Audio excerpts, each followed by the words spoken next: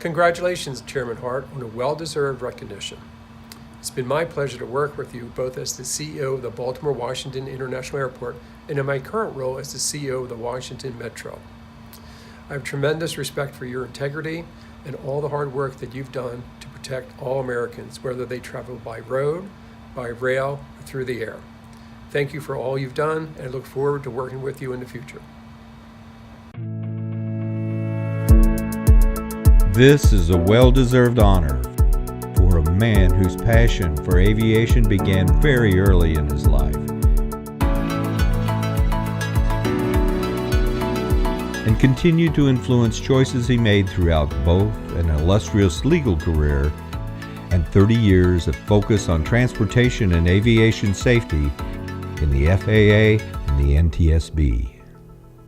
I can remember when I was little, my mother told me a story once about a distant relative of ours who had flown across the country way back when. Christopher's relative was his great-uncle, James Herman Banning, the first licensed African-American pilot. Banning achieved fame when he became not only the first black licensed pilot, but also the first black pilot to make a transcontinental flight. This was no small achievement in 1932. The plane was an Eagle Rock biplane, a World War I relic with a 14-year-old underpowered engine. Chris's great-uncle Banning had to break through widespread racial barriers and surmount huge financial challenges since the country was in the depths of the Great Depression. James Banning and co-pilot Thomas Allen had only a dream and $25 between them. They left on their journey counting on the goodwill of the people across the country, and they were successful. The flight and accomplishments of James Herman Banning were highly celebrated, but not very widely known.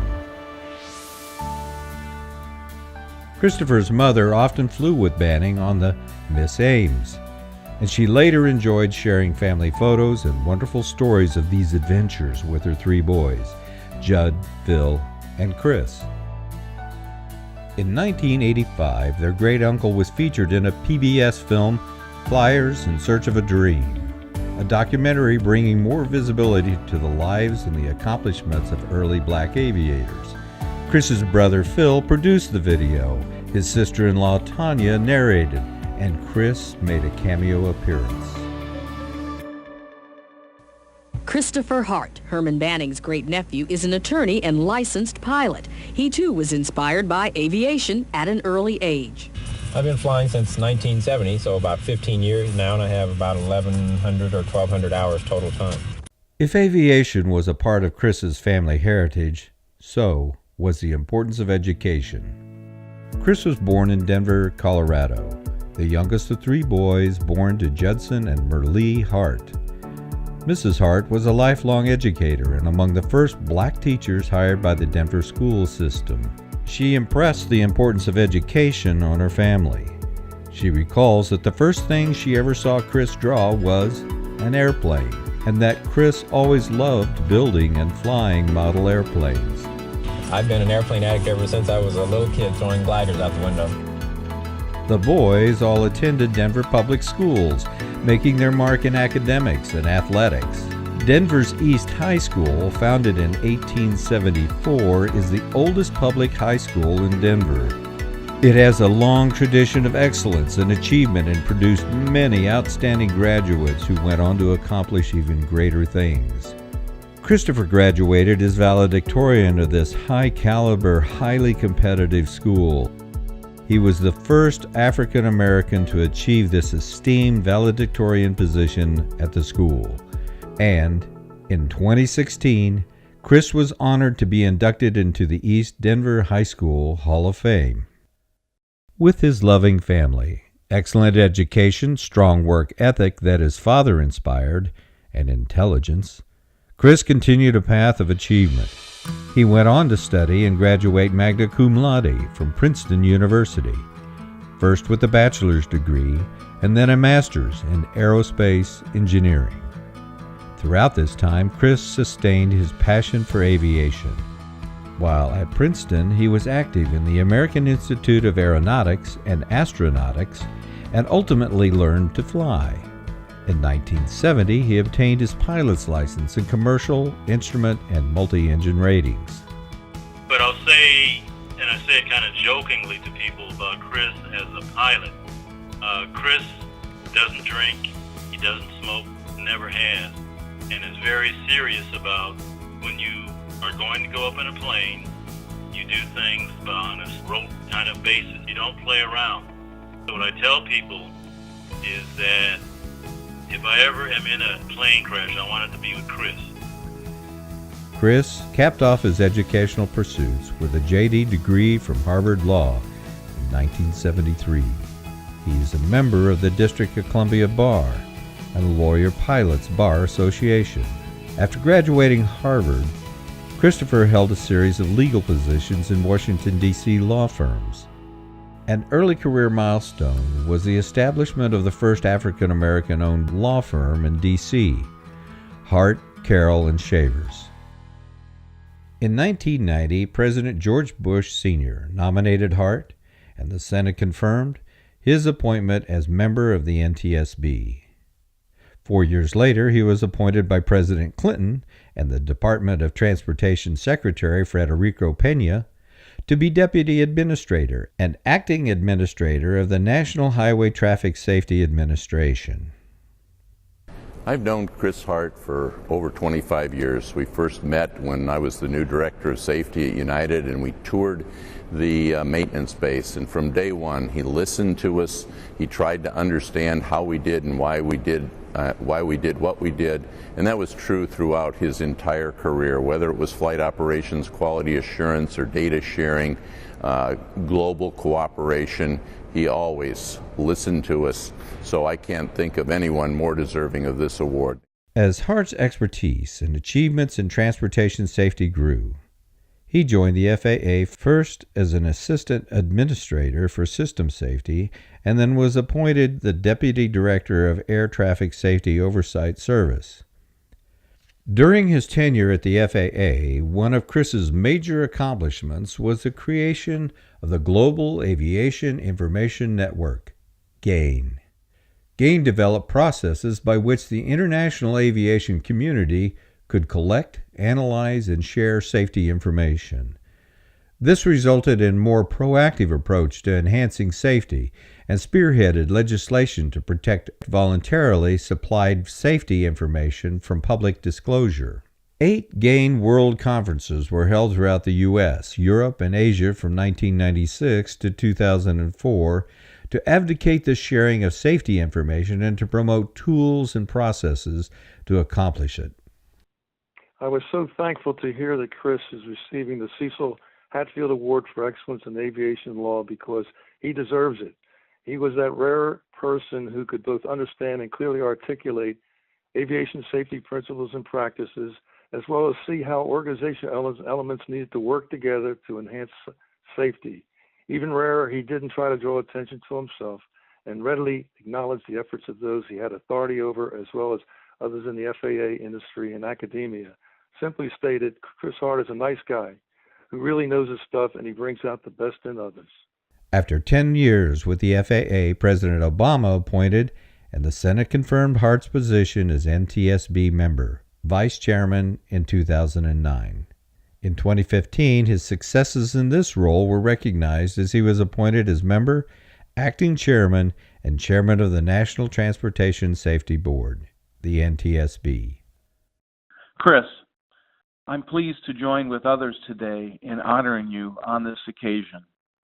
You know, we have a saying in Warbird Aviation, keep 'em flying. Reflecting on your career in aviation, that phrase certainly applies to you. As an NTSB board member, a member of FAA management, and most recently chairman of the NTSB, you have played an important role in keeping us flying and flying safely. Now, hopefully with some time on your hands, I hope you will have the opportunity to spend some more time with us at Oshkosh. Chris, congratulations. You are a well-deserving recipient of the Cecile S. Hatfield Award for excellence in aviation. Thank you. On May 21, 2015, Christopher Hart was sworn in as the chairman of the NTSB, the first African American to hold this esteemed position. Chris, you are truly an example of excellence in aviation law.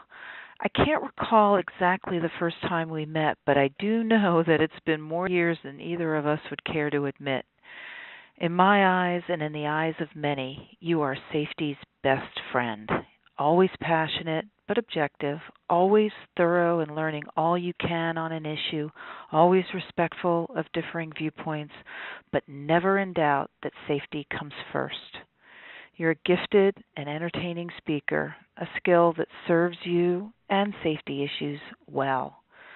Gosh, you've accomplished so much in your career, and what makes it so inspiring is that you have loved every step of your journey. We are all beneficiaries of your excellence and your passion. Thank you for your work, thank you for your friendship, and continued blessings to you and your family. Congratulations, Chris. During his years at the NTSB, Hart was able to bring together his passions and his expertise. He collaborated with and encouraged innovative thinkers. He improved transportation safety, and he continued to enjoy flying. Robert Sumwalt succeeded Hart in his role as NTSB chairman. Hi, Chris. Congratulations for being this year's recipient of the Cecile S. Hatfield Award for Aviation Excellence. You know, this award is so befitting for you because not only have you made great contributions for aviation safety, but you've made wonderful contributions for transportation safety overall. So I'm really proud of you. You know, I've had the pleasure of working with you on the NTSB for a number of years, but if you go back way before my time, you started out on the board as a board member. When you came back in 2009, you came in as vice chairman. And lo and behold, before it was all over with, you were the chairman of the NTSB. You did a great job, and it was my pleasure. I'm proud to have served with you. In just a few minutes, Chris, you're going to get a nice fancy platter like this. It's you can display it proudly in your office, just right here. Wait a minute. This isn't your office anymore. This is my office. Well, Chris, that may not be your office anymore, but what we did do when you departed the NTSB is we dedicated this conference room to you, to honor you, the Christopher A. Hart Conference Room, right here at the NTSB, to recognize and honor your contributions to the NTSB. Thank you for all you've done. Thank you for your leadership. And congratulations, Chris. Today, Chris continues his life work. He founded Hart Solutions, LLC, a consulting firm that allows him to help clients develop and collaborate to improve safety and reliability across various applications. If you'd ask Chris what out of your noteworthy career was the most important to you, he'd quickly respond, "Well, that's easy. It's raising my son Adam and my daughter Brooke, and now I'm a proud grandfather." From James Herman Banning to Christopher Alvin Hart, Chris's family ties to aviation span nearly a century. Please join in celebrating the man whose eminent career and contributions to the field of aviation law make him the 2019 Distinguished Recipient of the Cecile S. Hatfield Award for Excellence in Aviation Law. Christopher A. Hart.